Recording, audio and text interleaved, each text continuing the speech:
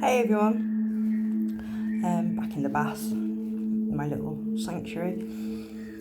I want to talk about triggers.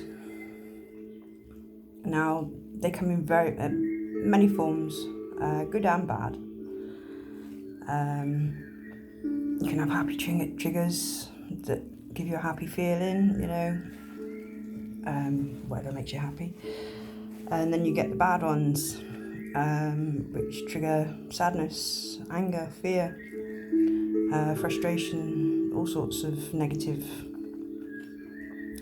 thoughts and reactions.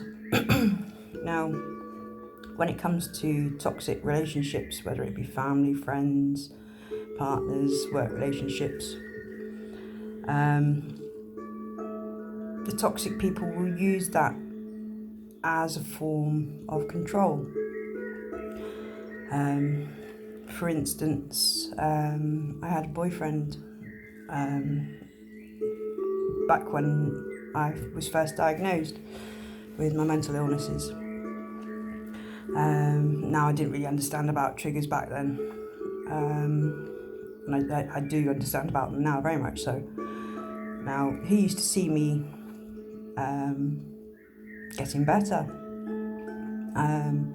I'd go back to my house. I'd stay away from him for a few days because I needed it. I needed the space for my head, just to settle my head, just to get my thoughts back together after being bombarded by his abuse and accusations and all sorts. It was just my retreat. It's what you have to do when you go through certain mental illnesses. You need to have that retreat just to be able to recover and collect your thoughts again. Now, every time he saw me doing this, it would trigger him. Obviously, he wouldn't admit to things like this. He wouldn't admit to having any sort of mental illness. It would trigger him, and he'd send me nasty messages, saying that I didn't care, that I was spending time by myself, I was with somebody else, and all this. It was just so many different things, which in turn triggered me. Triggered me into thinking that I was doing something bad when I wasn't. Triggering me into thinking that I was a bad person when I wasn't. I was protecting myself from him. But he twisted it into something that it wasn't. But even triggers, especially with post-traumatic stress disorder, and it's not just people that have gone through war that suffer from this, it's anybody that's suffered a traumatic event. And obviously the PTSD, the more you're exposed to these traumatic events, the worse it gets and the longer it takes to get over this. So yeah, any sort of triggers, it can be a smell, touch, taste, even somebody's name. It's been a trigger with me. For instance, I found that my last therapist, his name was Stephen, and he knew about triggers and things like that, and I did mention it to him about his name being the same name as my abuser, but I was able to carry on with him as my therapist. I mean, he was a brilliant therapist, he was a lovely man, just simply because his name was spelt slightly different. I mean, if his name was spelt with a V instead of a PH, it might have been a different thing. I might not have been able to have opened up to him, because it's just a reminder of that person that abused you, or abused me, should I say. It's the same with other toxic people in my life. There's certain names: Heather, Janet, John, Stephen, Elaine, Dave, all these names of ex-partners and toxic people that I know. It just brings back memories just from that name. But even aftershave and certain places, can be triggers. But then you can have your good triggers, you know, comedies and things like that remind you of good times. It's like with me, my good trigger is rave music, because back in the early 90s was when I first got introduced to rave music, and I loved it. I loved the freedom of being able to dance away and be whoever you wanted to be, and nobody cared. Nobody put you down for it. Everybody loved everybody else, you know. You could buzz off somebody dancing. It was just pure euphoria. So I try and recreate that through listening to music, to rave music, to trance music, just to bring back those happy times whenever I'm feeling down or bad, you know, or if I've been triggered in a bad way. Like I was saying before in one of my videos, when you're stressed, when you've been triggered, when you're going through abuse or any stressful moment, your brain releases a stress hormone, and it affects the function of your brain. It shuts part of it down, so you can't process what's going on properly, which leads to further development of other mental illnesses. And the only way to stop this is by triggering a happy response in the brain, triggering the dopamine, the serotonin, and all the other ones, all these good little chemicals in the brain. I know some people, they can't produce these happy chemicals, so they need medication for this. But still, they have the outside triggers that emphasise the mental illness, that add to it. And it took me a long time to recognise this, and I know it's hard for other people to recognise what the triggers are. But somebody that wants to control you, they will purposefully trigger these stress hormones, so your brain does shut down, whether they know that they're doing it or not. You know, some people know exactly what they're doing and they keep doing it. This is how I figured out who I should leave behind and who I should have in my life. My mum, for instance, told her so many times what she was doing was triggering me, and the only way to stop me from being triggered at the time was to tell me the truth. But she'd happily carry on. Same with my ex-boyfriend. When I first got diagnosed, he knew exactly what he was doing, because I was going through the therapy at the time. I was telling him everything about myself and everything about the therapy and everything I learnt, and he'd constantly use these, constantly trigger these things that I'd asked him not to. You know, I'd explained till I was blue in the face what the triggers were that was coming from him, how they affected me, and what the end result would be. And he wouldn't stop. I had to get a restraining order out on him at the end of the day, because after so long, even after our relationship had finished, he only lived 3 doors up from me. But he sending me texts knowing that it triggered me, just having a text through from him, it made me jump, you know. Post-traumatic stress disorder, I had fear, and it would set me back.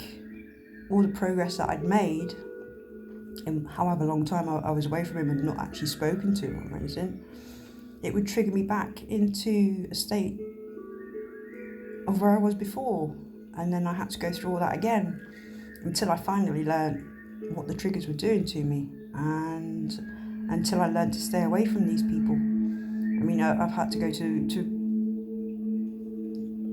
great lengths to get rid of them, really, especially the ones that keep coming back, to manipulate and everything. It's horrible, it really is. They know exactly what they're doing, for the most part, and they do it just to keep you trapped. keep you in that state of mind of not being able to function properly. Your brain can't function properly, you can't function properly. Well, me personally, I couldn't go out anywhere, I couldn't shop, I couldn't do anything for myself. And this is what my ex relied on. He knew that I'd let him do everything, cooking, cleaning, everything. And he had to come with me everywhere because I was getting panic attacks and anxiety before I went anywhere, doctor's appointments and things like that, you know. And he loved that because I relied on him. But yeah, he played into that too. He made damn sure that I had to rely on him. And once you figure this out, you see, I saw, or I came to the conclusion of, if somebody is willing to push me that far, to the point where I would commit suicide, or try to commit suicide, self-harm, you know, if somebody was willing to do that to me, what does it say about that person? What does it say about what they're saying that love is, you know? When you truly love someone or care for someone, you would never push into that. You'd never encourage it. You do what you could to stop it. And it just proved to me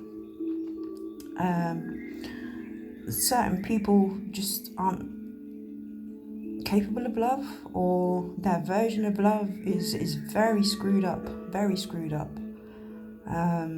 Because that's not love at all. That's damaging. Prepared to screw with someone's head to the point where they can't cope anymore, just so you can control them, just so you can have them in your life. It's very sick and damaging to the victim. There's been multiple times where I've committed suicide or tried to commit suicide because of other people, you know, but thinking it was because of my own mental instability, which it was in one aspect, but that mental instability had to be put there from someone in the first place, and they don't seem to grasp that. Not a lot of people do, but once you do, you start to realise who's worth keeping in your life and who's not. Who are the false people that are just there to control you and manipulate you to get what they want from you. You know, I crumble when I'm in an argument, when people shout. It proper triggers me. It sends me back to being a terrified a terrified toddler. You know, back in those days, it was horrific. You know, so scared. And even now, when an argument kicks off, or I see a fight or something like that, it can really set me back to being that child again. And it's horrible. It's a horrible place to be in, because you get all the thoughts, the feelings, the fears of that moment in time back then. But people are prepared to do that to me, or were prepared to do that to me. I won't let those sorts of people in my life anymore, for my own protection, for my own safety, because they don't care if I live or die, you know. They just want their gratification of what they can get from me at that time, and they will use whatever they want that will specifically get that reaction from me. Yeah, it's horrible. Once you realise what's going on, it's easier to let these people go and not feel guilty for it, because that's another thing. When you figure out who these people are, you're sort of like guilt tripped into staying with them, thinking that you're the problem for starters, because they make you think that you are the problem. So you do your utmost. You go to the ends of the earth to make this person happy, all these people happy, and they keep moving the goalposts, you know, and they keep twisting the stories. They'll tell you black is white, and then the next day they'll tell you white is black, you know. The sky's blue, but then the next day it's green, you know. Oh, I told you it was green. And And then, no, you didn't. And then the next day, well, I told you it was blue. And you go, what? It's head fucking, it really is. It screws your head up. And I can see why myself, Johnny Depp, and other people flip out. And it's not their personality, it's not in them to do that. But you get driven to a point where you've tried everything else and the only thing you've got left, last ditch attempt to stop this pain, is violence. Stop it at the source. And it gets turned back on you that you're the nasty abuser, you're the vicious one, you're the one that's causing all the problems because you won't bow down to their needs and their demands, and because you know it's not right. This is why you fight back. I mean, you get to a stage where you're just in a shell of yourself. You just function on a daily basis. You do the basics. You don't do things that you used to enjoy. I mean, me, I love drawing, and that was one of the things that disappeared. It used to be my escape, and now I can hardly bring myself to draw. And anybody that has known me for years knows that I'm an artist. That was, anybody that knew me would see me with a pencil and paper, you know, take a drawing everywhere,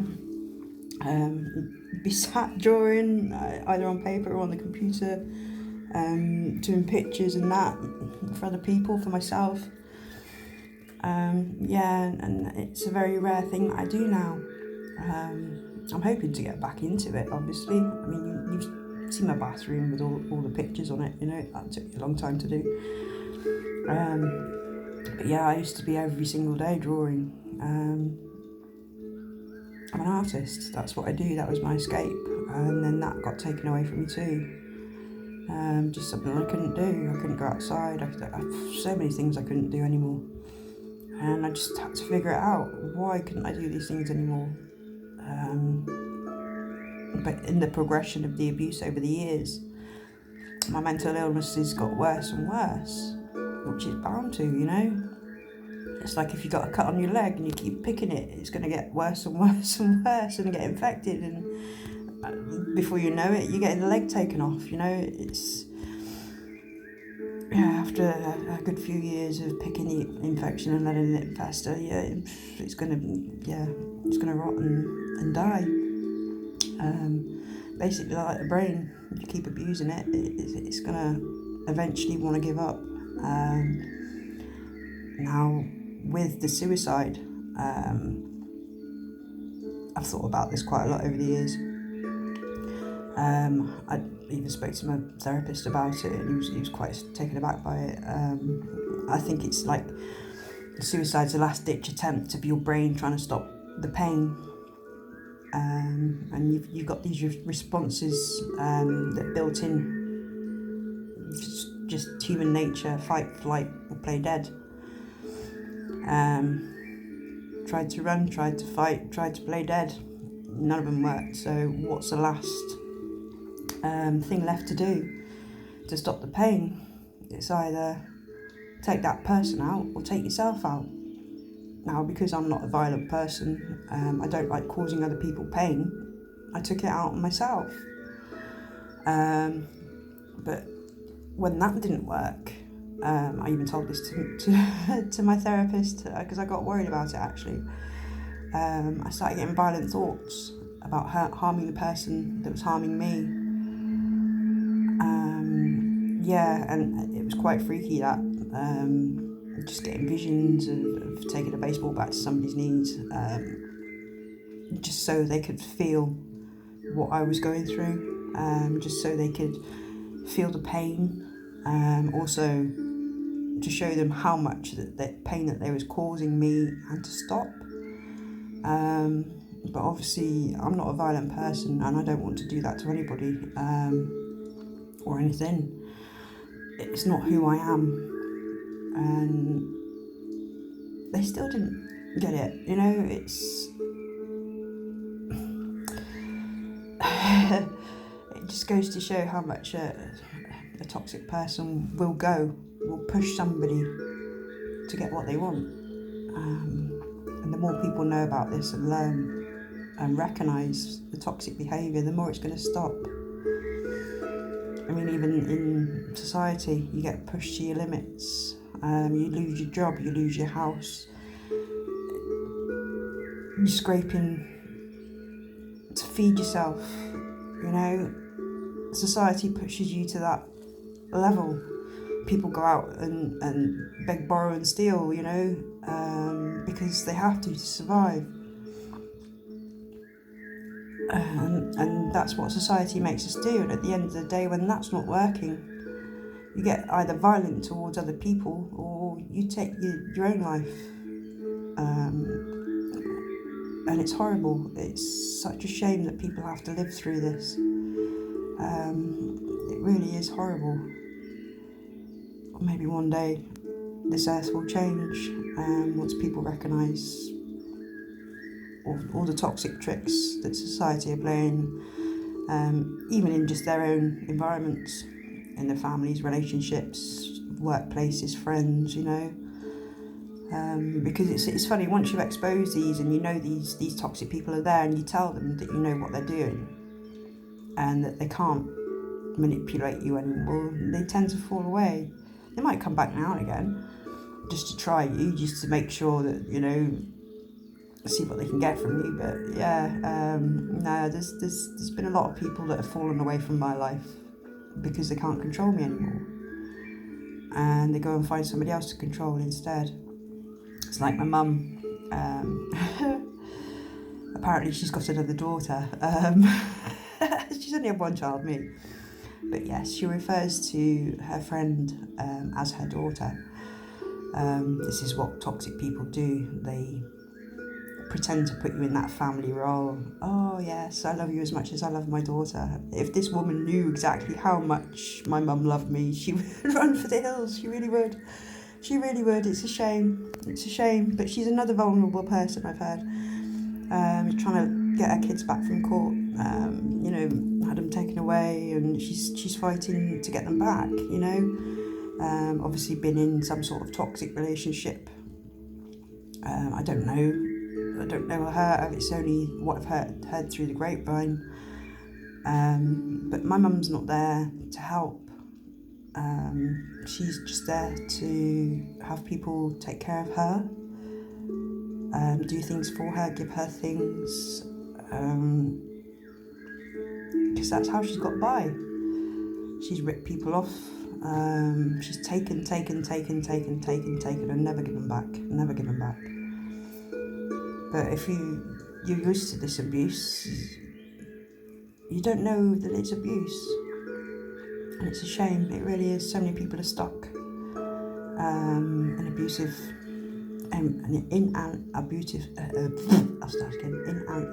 environment, and it's just all they've ever known. So even now, if you show them what a decent environment's supposed to be like, what a loving environment's supposed to be like, nurturing, they don't believe it. They think it's fake. Because they've never seen it before and they don't know how to handle it when they get it. It's like me.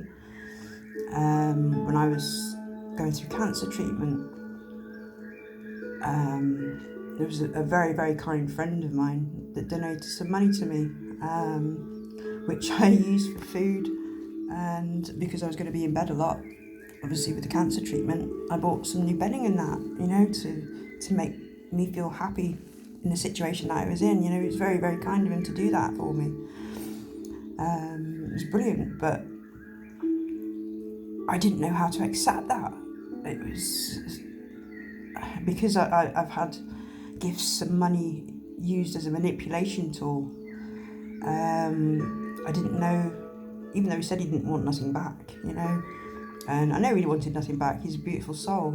I know that now, but at the time it just felt really strange that some man just wanted to give me money and didn't want anything back. I was waiting for that. Well, I've done this for you, you've got to do that for me, you know, type thing, which is what happens in that sort of toxic relationship, friendship, family. Money and gifts are used as tools to manipulate, to cause harm afterwards. well, if it wasn't for me, you wouldn't have this, and I did all this for you. I've even had an ex-partner do say that to me. I've done this for you, I've done that for you. The thing was, is he was a very poorly man, and it was me that did everything for him. And he was just used to saying that to other girls in his life. That he said it to me, and I just laughed at him. I said, "You what? So what the fuck have you done?" And he couldn't say anything, and that was shut down straight away. But that just shows the ingrained pattern into narcissistic behaviour.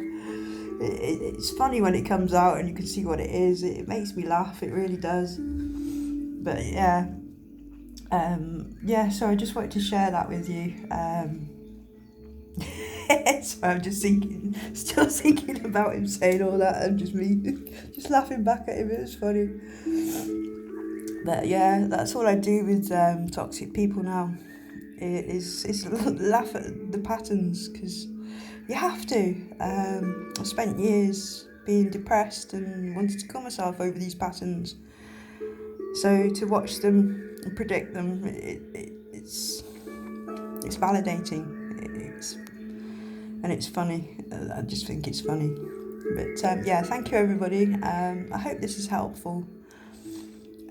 Just to point out the tricks and behaviour, and if somebody makes you feel bad through what they've said and you're not willing to stop that, then it's time to look at if you really want that person in your life, because it's not going to get any better. No matter how much you try, no matter how much you try and please them, it's not going to get any better. It's just going to get worse and worse and worse, because that's how they control you. And at the end of the day, it's your decision. You have a choice. I never thought I had a choice. I was never given a choice growing up, so I never thought I had a choice as an adult. But you do. It's your life. You have every right to do what makes you feel good, what makes you happy, and you don't have to rely on anybody else to bring that happiness to you. And once you find your self-worth, you see who you really are as a person. Even the bits that you don't like about yourself, if you're willing to change them and turn yourself into the person that you want to be, you find self-worth and self-love. And you really don't need anybody to validate you anymore. You don't need that validation that you never had as a child, You already know that in yourself. In a relationship or a family relationship where it's nurturing, the child will always grow up knowing that it's loved, knowing that it's got value. But in a toxic family, you grow up with no value, no love for yourself, no voice. And it takes a long time to get out of that if you don't know what you're doing, if you can't recognise it. It's a long struggle. That's if you do manage to get out of it in the first place. There's a lot of people that have spent their lifetime trying to fight it all, or ended their life, before things get sorted out, before this realisation hits their head. But that's all I want to do, is I want people to become aware of the toxic behaviours so they can save themselves, and heal, and have a happy, long life without the fear of going back to that dark place again. I mean, it's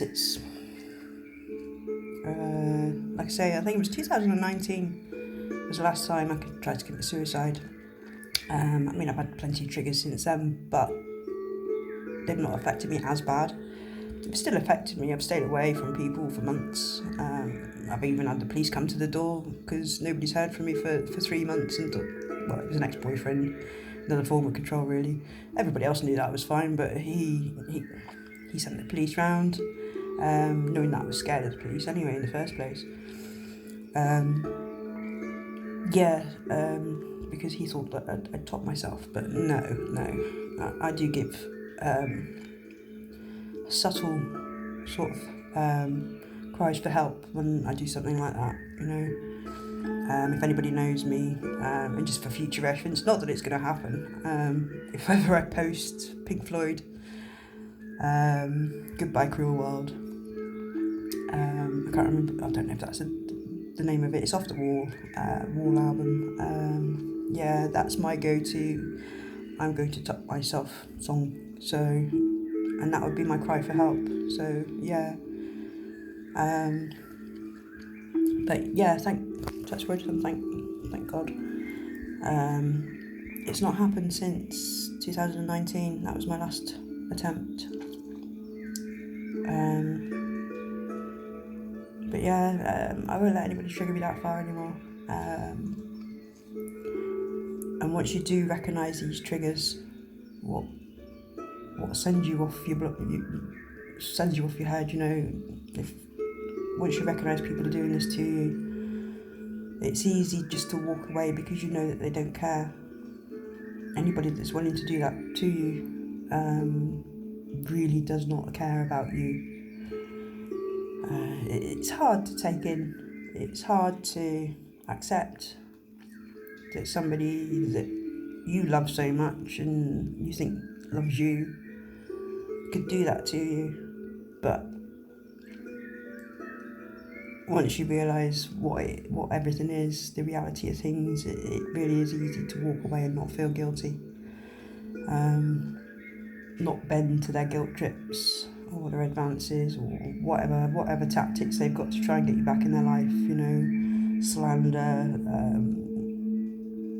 hate, you know, triggering you, because they know your triggers, obviously, they've learnt them. Yeah, when you can just walk away, it's empowering, it really is. Very much so. But yeah, I think I'll leave that there. But thank you very much, everybody, again, for listening, for watching, for sharing, liking, subscribing. It's a brilliant, but let's all get that word out there about toxic people, toxic behaviour, and hopefully human race can evolve and this world will be so much better. Thank you very much and bye bye.